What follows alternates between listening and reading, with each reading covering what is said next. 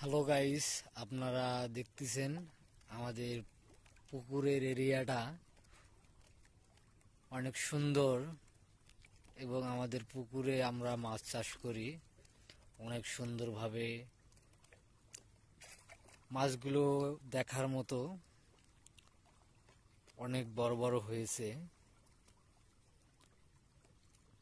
খাবারের সময় হয়েছে, তাই মাছেরা আমাদের যে জায়গাটাতে খাবার দেই সেই জায়গাটিতে অবস্থান নিচ্ছে।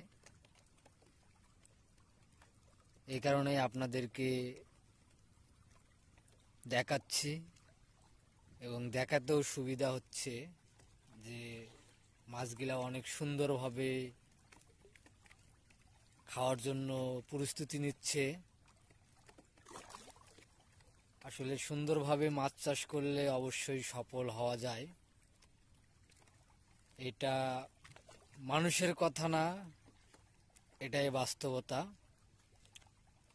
যে কোনো একটা কাজে লেগে থাকতে হবে, তাহলে সফলতা অর্জন করা যাবে।